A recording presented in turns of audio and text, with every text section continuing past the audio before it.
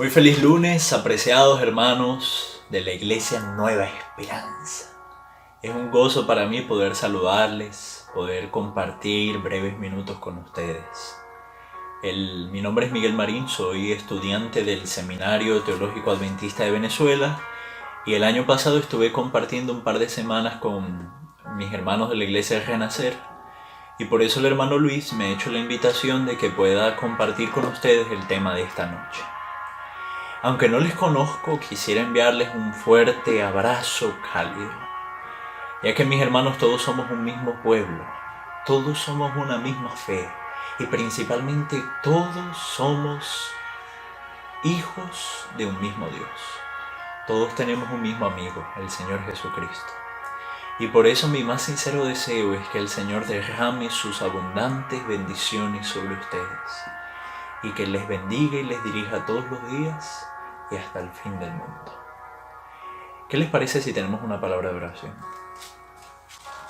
Bendito Dios y bendito Padre, te doy las gracias, Señor, muchas gracias en gran manera, por guardar la vida de tus hijos en Venezuela y guardar la vida de tus hijos en Colombia, por bendecirnos en abundancia, Señor, y principalmente por darnos la seguridad de la salvación en Cristo Jesús, por darnos una esperanza eterna, porque podemos gozarnos en el presente de esa esperanza, Señor, y te agradecemos por eso.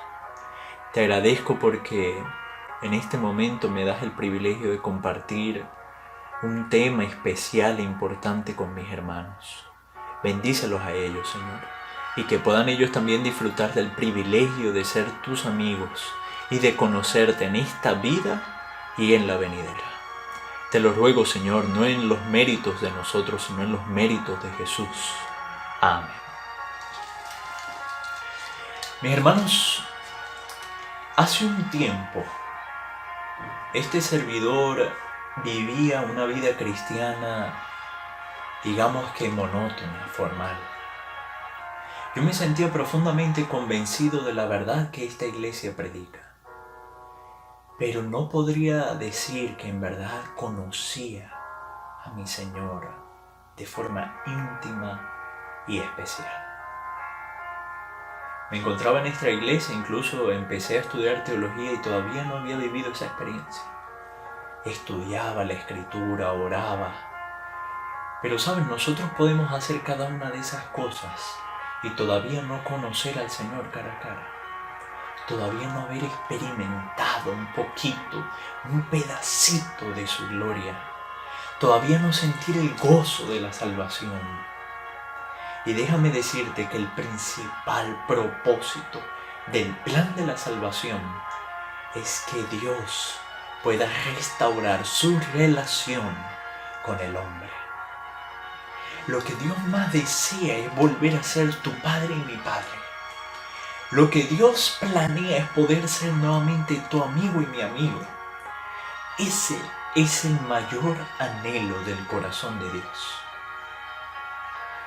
Y mira, mi hermano, mi principal propósito o lo que Dios ha puesto en mi corazón en esta mañana es que el tema de esta ocasión pueda motivarte a ti y a mí a que si estamos viviendo una vida cristiana, si estamos siendo adventistas de nombre, si tal vez cumplimos con todos nuestros deberes espirituales, pero no hemos conocido a Dios, nosotros podamos comprender el hermoso privilegio que hoy tenemos a nuestro alcance: ser amigos de Dios.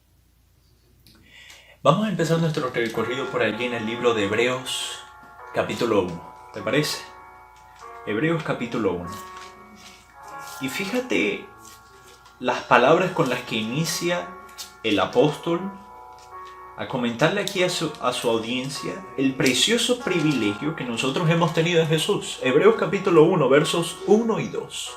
Dice: Dios, habiendo hablado muchas veces y de muchas maneras en otro tiempo a los padres por los profetas, en estos postreros días nos ha hablado por el Hijo. En estos postreros días nos ha hablado por el Hijo. Es decir, fíjate, Dios vivía con Adán y Eva íntimamente en el Edén. Probablemente les visitaba todos los días, probablemente hablaba con ellos cara a cara, probablemente tenían comunión directa con Dios y tenían el privilegio de vivir en armonía con el Padre. Entra el pecado y el hombre se separa de Dios. Y ahora, a lo largo de toda la historia y de toda la Biblia, vemos a Dios buscando al hombre. Vemos a Dios redimiendo, buscando las maneras de alcanzar al hombre donde él se encontraba. Entonces fíjate que durante toda la historia vemos a Dios buscando maneras de revelarse. Se encuentra en el Sinaí con el pueblo de Israel para mostrarles su ley, para mostrarles parte de su carácter. Y durante toda la historia vemos a Dios hablando a través de los profetas. Pero llega un momento cumbre en la historia humana, donde Dios ya deja esos intentos de formas de revelarse al ser humano y decide encarnarse cuando vino el cumplimiento del tiempo en Jesucristo para mostrarse al hombre, para hablar al hombre de manera directa. Y si nosotros vamos al prólogo del libro de Juan, acompáñenme allí, mis hermanos, cuando dice en el verso número 1, en el principio era el verbo y el verbo era con Dios y el verbo era Dios. Y dice entonces en el verso 14, y aquel verbo fue hecho carne y habitó entre nosotros y vimos su gloria, gloria como del unigénito del Padre, lleno de gracia y de verdad. Y termina el verso número 18 diciendo, a Dios nadie le vio jamás, pero el unigénito Hijo que está en el seno del Padre, Él le ha dado a conocer. Quiere decir, mis hermanos, que en Jesucristo Dios habitó a fin de darse a conocer al hombre. Dios se encarnó con varios motivos, tenía varias responsabilidades que cumplir la segunda persona de la divinidad, pero un propósito muy especial y que nosotros a veces no hemos apreciado del todo, es que Jesucristo vino para darse a conocer, para dar a conocer a Dios. ¿Cómo es Dios? Se podría preguntar a una persona en el siglo I, II, III o IV antes de Cristo. ¿Cómo es Dios? ¿Será que Dios en verdad me ama? ¿Será que Dios escucha mis oraciones con amor? ¿O será que Dios me juzga? ¿Será que Dios está pendiente de mis faltas? ¿O será que Dios quiere extenderme su gracia? ¿Cómo será Dios? Puedes imaginarte a una persona, tal vez antes de la venida de Jesús, preguntándose cómo sería Dios. Pero entonces llega Jesucristo e irrumpe en el escenario de la historia y dice, aquí estoy. Para los que se han preguntado cómo es Dios, aquí estoy, mírenme a mí. ¿Se acuerdan de la pregunta de Felipe? Jesús, muéstranos al Padre. Y Jesús le dijo, pero es que Felipe, ya he estado mucho tiempo con ustedes. El que me ha visto a mí, ha visto al Padre. Dios vino para darse a conocer, vino para revelarse. Vino para que nosotros comprendiéramos la plenitud de la deidad. ¿Cuál es el carácter de Dios? Y en realidad, mis hermanos, si nosotros vemos a lo largo de todo el Nuevo Testamento, nos confrontamos con el Señor. Nos confrontamos con quién es Jesús. Y muchas veces en los evangelios también encontramos a Jesús tratando de mostrarle a los judíos realmente cuál es la esencia de Dios, cuál es su voluntad, en qué consiste la salvación. Ahora mi pregunta es, mi hermano, Jesucristo que se encarnó para darse a conocer, el cielo que se vació todo en un don, aquel que era rico se hizo pobre para que por su pobreza nosotros fuésemos enriquecidos. Y estamos nosotros disfrutando de ese don. ¿Te consideras realmente un amigo de Dios? ¿Crees realmente que tu relación con Dios ha sido restaurada, ha sido reconciliado con el cielo? Quiero llevarte a tocar algunos pasajes de la Biblia para que nosotros podamos meditar en nuestra relación con Dios. Somos sus amigos, somos sus hijos, somos sus hermanos, somos sus siervos. ¿Cuál es nuestra relación con Dios? ¿Cómo es? Fíjate, por ejemplo, en el libro de Santiago. El libro de Santiago, capítulo 2, después de haber hecho toda esa exposición de la salvación por fe, la fe se perfecciona por las obras y todo eso, dice el versículo número 23, y se cumplió la escritura que dice, Abraham creyó a Dios y le fue contado por justicia. Pero termina diciendo el pasaje, y fue llamado amigo de Dios. Y fue llamado amigo de Dios. ¿Habrá conocido Abraham a Dios? ¿Habrá Abraham caminado con el Señor? Podemos imaginarnos más o menos la escena. ¿Cómo sería la vida de Abraham, que fue llamado amigo de Dios? ¿Será que él iba caminando y le contaba a Dios todo lo que vivía? ¿Será que todas sus cargas las entregaba en las manos de Dios? ¿Será que vivía siempre por la fe? ¿Será que confiaba en todas las promesas que Dios les había hecho? ¿En qué consiste ser amigo de Dios? Fíjate, mi hermano, el Señor desea adoptarnos nuevamente como sus hijos. Eso lo dice el capítulo 8 del libro de Romanos y el capítulo 4 del libro de los Gálatas. Y dice que a los que son guiados por el Espíritu de Dios, estos son hijos de Dios. Y dice que ya ellos no tienen un espíritu de esclavitud, sino que tienen el espíritu de hijos adoptivos por el cual clamamos, Abba Padre. Y esa palabra, esa pequeña palabra, Abba, que no fue en ningún momento usada para Dios antes de la venida de Jesús. Jesús es el primero que aplica este término a Dios. Es un término arameo que refleja una relación muy íntima entre un padre y un hijo, o entre un maestro y su discípulo. Entonces ahora nosotros, restaurados por el sacrificio de Jesús y viviendo en armonía con la voluntad de Dios, viviendo por la fe en sus promesas, ahora nosotros podemos participar de esa misma relación cercana, íntima con Dios. Ahora mi pregunta es, mi hermano, ¿tú eres cristiano porque crees en unas doctrinas? ¿O eres cristiano porque amas a una persona? ¿Eres cristiano porque vas a una iglesia? ¿O eres cristiano porque vives cada día en amistad íntima con Jesús? Recuerda que en el capítulo 15 del libro de Juan, el Señor Jesús en su discurso de despedida con sus discípulos les dice, ya no os llamaré siervos, porque el siervo no sabe lo que hace su Señor. Os he llamado amigos, porque todo lo que es del Padre os lo he dado a conocer. Entonces, mis hermanos, nosotros tenemos el privilegio maravilloso de poder conocer a Dios, de poder acercarnos a Él, llamarle Abba. Y esta experiencia de conocer a Dios transforma todo lo que somos, mis hermanos.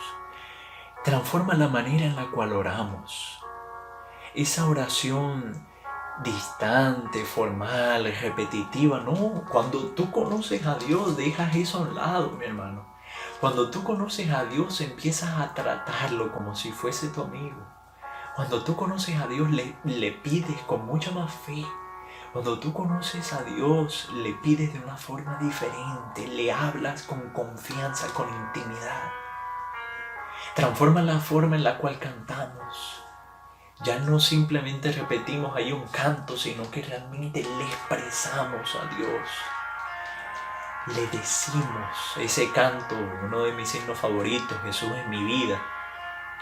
Yo he dejado de cantarlo en tercera persona y ahora digo, cuando el cielo y sus estrellas me hablan de tu amor, oh Dios, y las flores al abrirse buscan el calor del sol, pienso en tu amor eterno que cuidado a todos da. Y el coro cuando dice, tú eres mi vida, eres mi luz, mi gran amigo eres, mi buen Jesús, nada marchitará mi amor por ti. Empezamos a considerar a Dios como un Dios vivo en realidad. como un Dios de amor, como un Dios de gracia. Pero ¿sabes cuál es la más maravillosa experiencia cuando conocemos a Dios? Nos damos cuenta de que Dios no quiere condenar al hombre. Juan capítulo 3, verso 17 dice: Jesús no vino al mundo para condenar al mundo, sino para que el mundo sea salvo por él. Nos damos cuenta de que la salvación es realmente por gracia, desde el principio hasta el fin. Mira, mi hermano, el Dios que te aceptó en un principio cuando tú estabas muerto en tus pecados, te salvó y te redimió en la sangre de Jesús. Ese mismo Dios hoy te acepta todavía en los méritos de Jesucristo. Tus obras no pueden ganar el favor de Dios. Cuando tú te vas a la cama en la noche, puedes tener confianza de que aunque has caído en pecado, la justicia de Cristo todavía te cubre. Si tú decides seguir perseverando en la vida cristiana, puedes creer que mi Dios camina contigo. Tenemos defectos, tenemos luchas, pero puedes confiar en que ese Dios que te amó cuando aún eras pecador, te ama hoy cuando sigues perseverando, aunque te cueste, aunque te caigas. Sigues perseverando porque crees, porque le amas, porque quieres disfrutar con Él por la eternidad y aunque tienes una naturaleza pecaminosa, deseas hacer su voluntad. Y realmente la Biblia así lo dice, el espíritu de profecía así lo dice.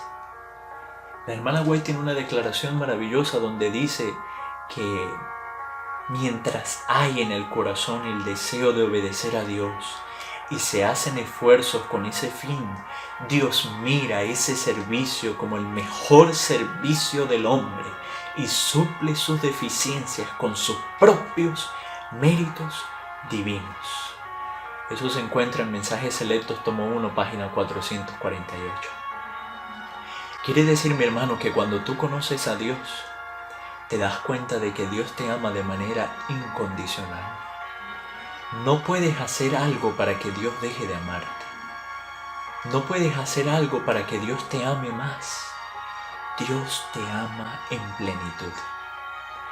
Y si tú le aceptas como tu Salvador, como dice el Camino a Cristo, página 62, eres contado entre los justos y es como si nunca hubieras pecado. El carácter de Cristo reemplaza el tuyo y lo hará para siempre. Nunca, mi hermano, nosotros dependeremos de nuestras propias obras, jamás. La salvación es por gracia, desde el principio hasta el fin. Y a partir de este momento quiero hablarte como un amigo. Mira, hermano, hace un par de meses yo me sentía fracasado en la vida cristiana, porque sentía que yo no era suficiente para Dios. Cada vez que oraba lo hacía, empleaba más tiempo, era pidiéndole perdón a Dios por todas mis faltas que disfrutando realmente de la comunión con Él. Un día que iba caminando pensando en ese asunto y diciéndole a Dios: Señor, por favor, muéstrame realmente qué es lo que yo debo hacer. Muéstrame realmente cuál es la teología correcta. ¿Cómo es que tú tratas al hombre? Esa noche escuché un sermón del pastor Bosquet llamado Perfectamente. Y en ese sermón él ponía una ilustración de una persona que estaba por allí y el Señor se acercaba y le decía: oye, Daniel. Y Daniel: no, Señor, yo no quiero acercarme a ti todavía. Y el Señor le decía: pero Daniel, por favor, ven a mí. Y Daniel: no, yo tengo que dejar las palabrotas. Pero Daniel: no, Señor, yo tengo que empezar a ser más obediente, Señor. No, tranquilo. Daniel, pero Señor. El Señor finalmente le decía: Daniel, ¿me dejas darte un abrazo? Durante mucho tiempo yo nunca había visto a Dios así, un Dios que abraza al pecador, a pesar de que la Biblia lo diga. Y tal vez tú también estás viviendo una especie de salvación por obras hoy en día porque crees que tu aceptación y tu salvación depende de que obedezcas. Te digo, Dios lo que pide de ti Dios lo que pide de ti es una fe que se entrega. Te rindes completamente en los brazos de Dios. Empiezas a aprender a amarle cada día un poco más. Él te cubre con su justicia. En tus caídas, Él te levanta con su misericordia. Y desde el principio hasta el fin puedes saber que estás salvo en Jesús. En ese proceso, nosotros aprendemos a obedecer y lo hacemos por los motivos correctos, por amor a Dios y no para ganar su favor. Mira, mi hermano, cuando yo comprendí esto esa noche que lo escuché, que Dios me salva, que Dios me transforma, que Dios es el que se encarga de la mayor parte, yo sentí paz. Y en ese momento todo aquello que había estado tratando de pretender hacer para poder acercarme a Dios y no lograba hacerlo, todo pareció fluir, todo pareció salir naturalmente cuando comprendí realmente cómo mira Dios al pecador, cómo mira Dios al cristiano que está intentando hacerlo mejor. En esta noche, mi hermano, mi llamado, mi invitación para ti es que puedas aprender cómo es Dios en verdad. Puedas dar un paso atrás y decirle: Señor, si he tenido ideas erradas en mi mente, quiero empezar a conocerte. Quiero empezar a hacerlo como nunca antes. Quiero, Señor, ser transformado por esta experiencia contigo. Te digo, si tú te acercas a Jesús como tu amigo, vas a empezar a ver cosas que van a ocurrir en tu vida que no vas a comprenderlas. No vas a entender cómo el Señor va a estar obrando en ti de manera tan milagrosa, pero Él lo estará haciendo. Él hará cosas maravillosas en tu vida si comprendes que Jesús te acepta y te ama tal como eres y se compromete a llevarte poco a poco y día en día hasta el reino de Dios. Es mi deseo, mi hermano, que tú en esta noche puedas comprender el amor sin medida de nuestro Dios, como lo dice Efesios 3, 16 y 17, y con ese pasaje vamos a terminar. Se ha convertido en uno de mis pasajes favoritos. Me gustaría que sea el tuyo también. Efesios 3, 16 dice: para que os dé, conforme a las riquezas de su gloria, el ser fortalecidos con poder en el hombre interior por su espíritu. Y fíjate el verso 17. Para que habite Cristo por la fe en vuestros corazones, a fin de que, arraigados y cimentados en amor, seáis plenamente capaces de comprender con todos los santos cuál sea: 1. La anchura, 2. La longitud, 3. La profundidad, 4. La altura, y de conocer el amor de Cristo que excede a todo conocimiento, para que seáis llenos de toda la plenitud de Dios. El amor de Dios realmente excede a todo conocimiento. Tal vez para ti sea difícil comprenderlo en esta hora. Tal vez crees que estoy hablando aquí locuras, pero si conoces a Dios, si cada día le buscas y escudriñas su palabra, te darás cuenta de que ese amor está comprometido en la salvación del hombre, está comprometido en salvarte a ti y a mí.